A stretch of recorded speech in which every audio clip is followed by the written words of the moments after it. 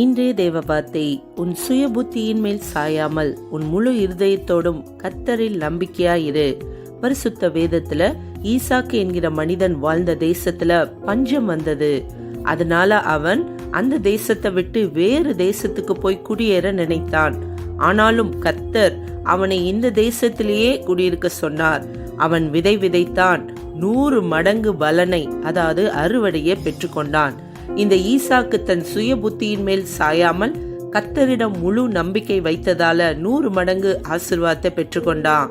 நம்ம வாழ்க்கையிலும் நம்ம படிப்பு, திருமணம், தொழில், வேலை காரியங்கள்ல நம்ம சுய புத்தியை சார்ந்து நாம எடுக்கிற முடிவு தோல்வியாக கூட முடிந்து போகலாம். ஆனால் முழு இருதயத்தோடு கர்த்தரை நம்பி அவர் வார்த்தைக்கு நாம் கீழ்ப்படிந்து செயல்படும் போது அதுல நிச்சயம் வெற்றி இருக்கும். சுய புத்தி, ஞானம் எல்லாம் தோற்று போகலாம். கர்த்தரை நம்பினால் நிச்சயம் வெற்றி உண்டு.